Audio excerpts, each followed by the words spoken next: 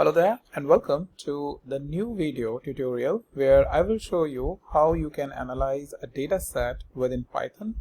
And as you can see, we will going to look at the tips data set which is present in the library, the Seaborn. So Seaborn is a data visualization library and I have posted some tutorial earlier, and you can find the link of those tutorials below in the description. And here what we will going to do is not explore from the perspective of data visualization, but both from data exploration as well as data visualization. And I'm also importing the Pandas library, as you can see, just so that we can utilize any Pandas function if we come across any situation like that. So this is the data analysis mini project. What you can think is for the beginner, those who wants to learn and understand how to do data analysis, or very first time they are trying to figure out how to do some data analysis, find out some close to real-time scenario as to how to achieve it within Python. So let's go ahead and do this. Alright, so whenever we start, the very first thing we need to do is importing the libraries. So what we are doing is importing the library Seaborn and giving a short name SNS, so that whenever we are referencing the methods or functions from the Seaborn library, we don't have to write the entire name Seaborn, but just SNS dot whatever method or function we want to utilize from this library. Similarly, we are importing Pandas and we are giving it as an alias PD. So let's go ahead and execute. After that, what we are going to do is load the data.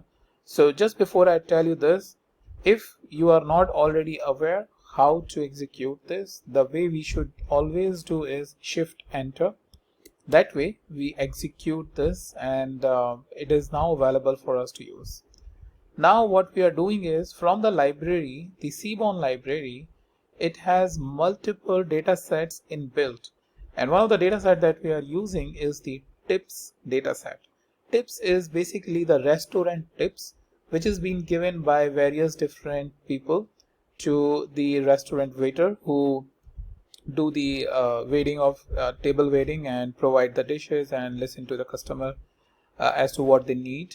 So we'll look at this data set. So let's go in and execute. So now the tips data set has come inside this tips object, as you can see, and then we will going to reference this tips object going forward. So the very first thing we will do is we need to look at the first few rows to understand the data set. So the way we can do is tips dot head, and if you do that, what you get is basically first few rows, like what is the total bill, what is the tip that is being given for against this total bill, who gave this, that means the person who paid the bill, whether it was female, male, who was it, whether it was a person was a smoker, no, yes or no, what day it was, any day it can be, what time it was, whether it was dinner or lunch, and what was the size, number of people who were part of that group. So whether it was 2 people, 3 people, 4 people, how many people were there. Okay, so the next thing is how many weekdays are present in this data set. So one of the things you will most of the time encounter is to whenever the data set is long, for example, it may have 100, 500 or even 10,000 rows, right? And let's say you want to know for how many days worth of data it is available, and we say day, that means weekday. So how many weekdays are present, right? Or how many times are present. For example, what we are seeing is mostly dinner, but it can be lunch, it can be breakfast, it can be supper, it can be multiple things, right? So we want to understand what are the values which a particular column contains, and that's basically the idea behind this, how many weekdays are present in the data set. So the way we can do this is tips dot we can say day, because we need to understand weekdays. So day dot, we will use the unique method, and once we do that, we can get to know the unique values inside a column, right? So Sunday, Saturday, Thursday and Friday. So four weekdays, not 4 days, but 4 weekdays worth of data that is present. Now there can be a scenario that multiple Sundays or multiple dates on which Sunday's data was recorded is present, multiple Saturdays, or it can be just for one day. We don't know because we don't have a date timestamp, right? So it can be anything. But what we wanted to know, how many unique values are present. Similarly, what I recommend is you repeat this method unique on the time, right, to find out whether you have dinner, lunch, or you have breakfast, or how many values you have in this column. Similarly, I would really appreciate if you even look at the size, because that will give you the minimum size, that means 1 people, to the maximum size, what is the maximum number of people that is present. So one way of doing this is doing a unique. There is another way which I will tell you, so stay tuned for that. So once we do that, we know the number of unique values this is present in the data set. Now the next question is, we need to look at the last 5 rows. So if you remember, what we looked at is the first few rows, that means 0, 1, 2, 3, 4. But what if you want to look at the last 5? So what we use is basically the tail method, if you see over here. So once we execute this, you will see the last 5 rows which is being given. And again, if you see, mostly it is dinner, and the days are different right now. And even for smoker, we can see some values that some people are smoker, some people are not smoker. All right. So next question is, how many dinners and lunches data are present in the data set, right? And I told you that I will show you another way, and here is another way. So tips.time.value counts. So value counts is a method which you can use, or which you should use, to get to know how many different values are present. So for example, for dinner you have 176, for lunch you have 168, 68 values. That means there are almost double values, not almost, I guess, completely like double value which is present for dinner as compared to the lunch. That means people are coming in this restaurant, or the data that is being collected is having twice the number of rows for dinner as compared to the lunches. All right. What if we want to plot? So sometimes, this information is good in a simple textual way, but what if we want to plot these values? So for this, the simple method is plot. So if you see, this is the method that we are repeating it over here up until, and if you use the plot method, what you can get is this type of plot, right? But this does not make sense. It has dinner, and over here it has lunch, right? So it does not make a whole lot of sense. So what we can do is, here within the plot we provide the method kind equals to bar, and then this basically enables us to produce a right visualization like this one, where we can clearly see a 1 bar for dinner and 1 bar for lunch, and clearly it indicates that dinner has a lot of values as compared to the lunch, right? Okay, now let's move on to the next question. What is the proportion of the dinner and lunches in percentage? So understanding values in terms of percentage sometimes very important to get the relevant information, because sometimes count does not tell a lot of picture or a complete picture, and percentage does. So the way we can do this is, we can just repeat the same method, the value count. The only thing we are doing additional is that we are providing a parameter normalize equals to true. So what normalize done is that it normalizes the value, or it creates the proportion of value like this. So we have dinner, which contributes to 72% observations, and we have lunch, which contributes to 27% of observation. And this can be identified by this also, but it gives you the value in terms of count, and it gives you the value in terms of percentage. So percentage generally is something which even business executives want to basically see, that what percentage of business is being captured or covered by one category, what is covered by another category, so on and so forth. But this information is not presented in a properly structured manner. So what we can do is, we can use, before I show you this, let's move on to a different question. Maybe that's a question which I have, where I have a proper formatted table. Okay, so the next question is, when does people pay more tips? Means during lunch or dinner, right? So lunch or dinner is basically present in the time dimension. So what we are doing is we are using the tips object using the group by.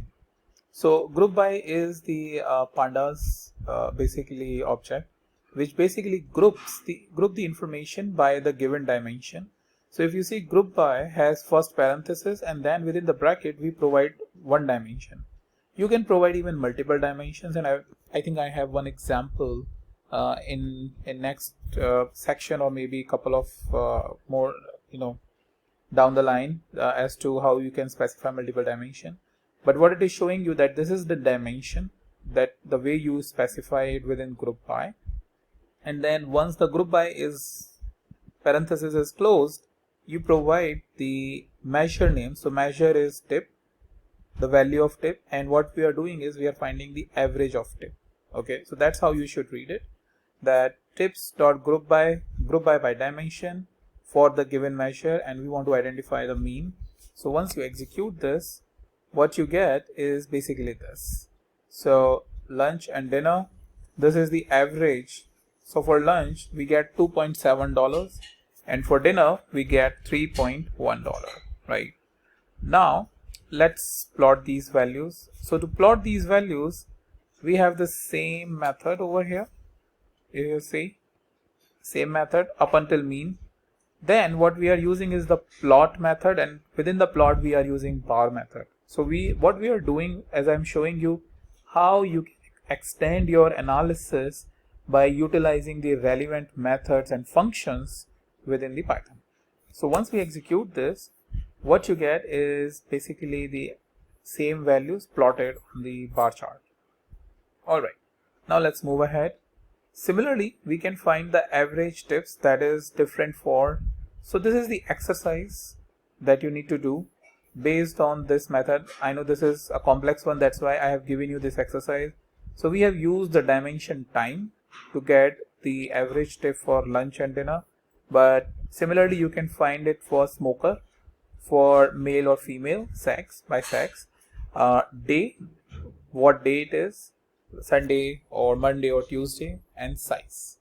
So this is the same line of command or same code you need to run for these dimensions and return the output. Okay, now let's create a cross table for smoker and tips for average tips. So now you see what we are having is the smoker, cross table for smoker and tips, right? Sorry, smoker and the sex is basically another dimension that we are taking.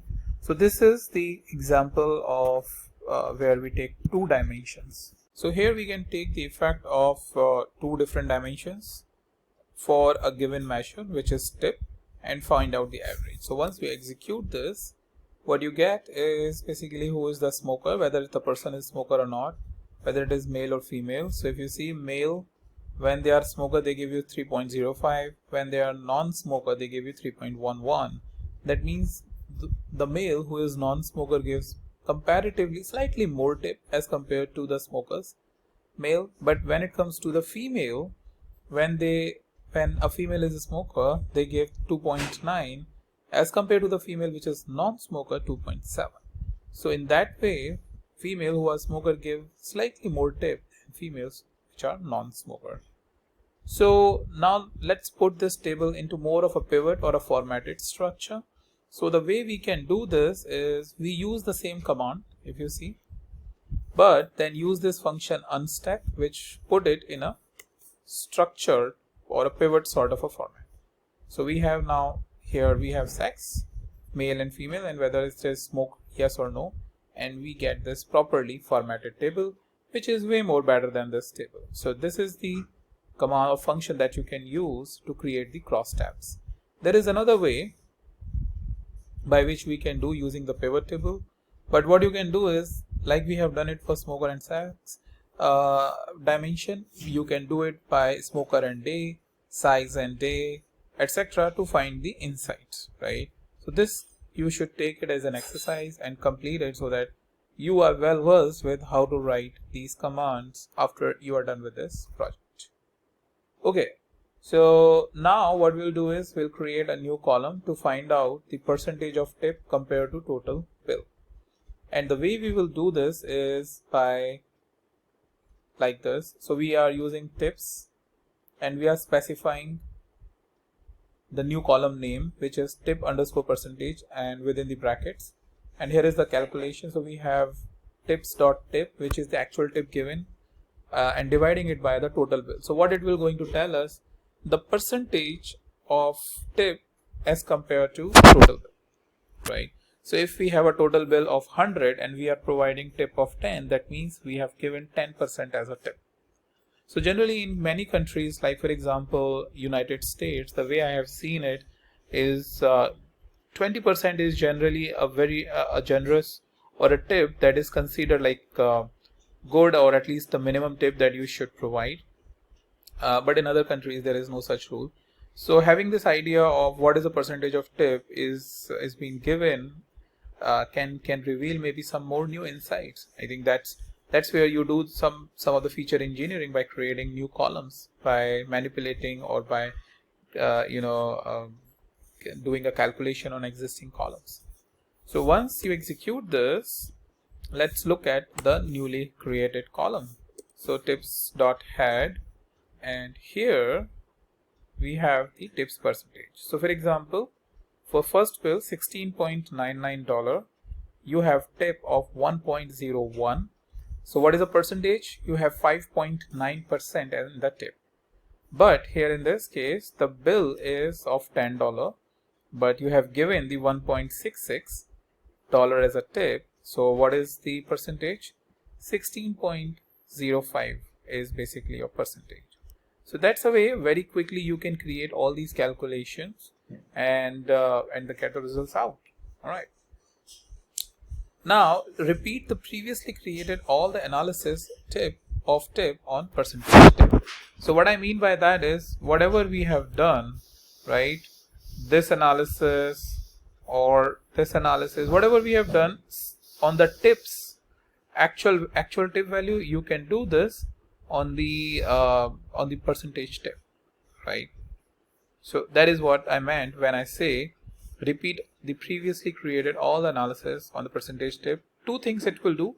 First, it will help you to remember the code again or more effectively, because you will have to write all those commands again. Similarly, you can see whether it can reveal any new insight when you look at the percentage tip in replace of the tip. All right. Now let's visualize the relationship between total bill and tips. So the way we can do this is by tips.plot.scatter, and we can specify what is on the x-axis, total bill, and on the y-axis, tip, right?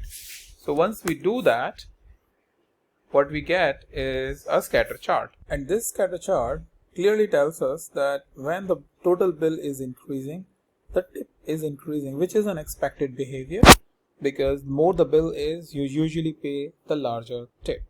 But there are some outliers. For example, if you look at this one, or if you look at this one, clearly an outlier which is below the standard tip. For example, here probably the total bill is close to $43 or $44, but the tip you paid was close to $3. That's very less, right? But then you have an extreme outlier like this one, where you have done a lunch or a dinner of around $50, and what you have paid is $10, right? So it's close to 20% of the tip that you have given.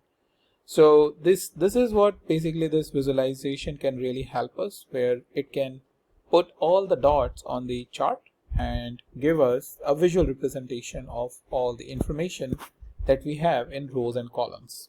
All right.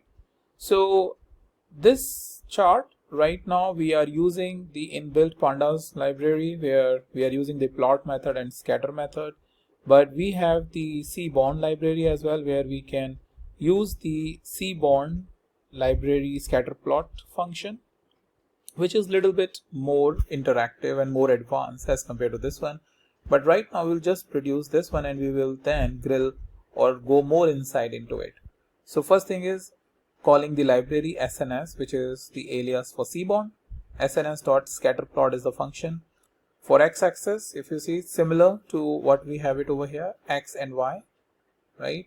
And the only additional parameter is tips dataset. So we are specifying the data equals to tips to mention that from where the x and y columns are coming.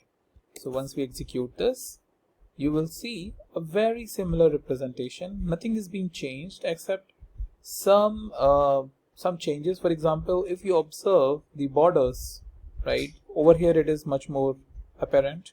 So if you see the borders of these circles, the same is not appearing over here. So that's just formatting changes, nothing else is changing, because what SNS is a specialized library for data visualization. So what it does is basically gives you much better look and feel of the charts, right, by having plotting the values properly along with the borders and whatnot. Okay, now let's move on to some advancement.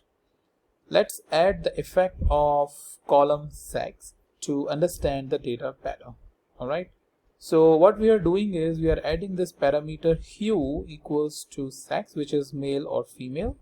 So once we do that, let's see what happens.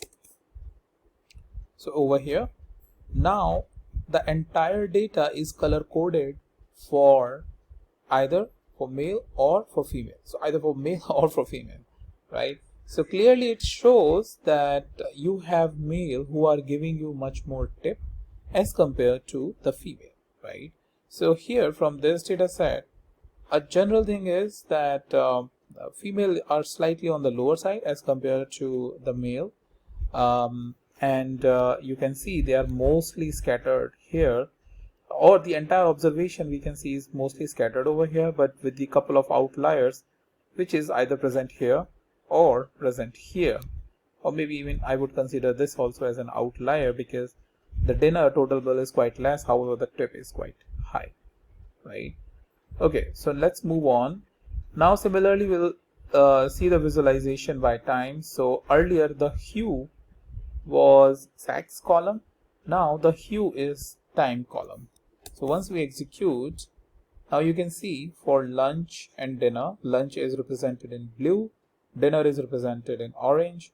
So clearly people are paying more during dinner, even when it comes to giving it less, that's also at the dinner time, but mostly information is scattered over here. But something which is clearly apparent that what happens when people do lunch and dinner in terms of the tips that they pay. So that's how, you know, this specialized library, the Seaborn library, gives you much more insights into this. Okay, let's move on. Now let's create the bifurcation of time on the chart based on the column which is sex, that means male or female. So what we will going to do is we will going to split this chart by male and female. All right, and here is the function. So the function is RELPLOT. So we won't use the scatter plot, but we will going to use the rel plot, where we will specify the x and y, the data. Now here we will going to specify the column. So column is sex and hue is time. So once we execute this, you have two charts, one for male and one for female, right?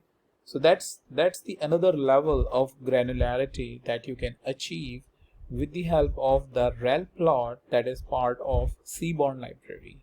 Very, very interesting when you need to grill data a lot so that it can tell you all the insights that you need.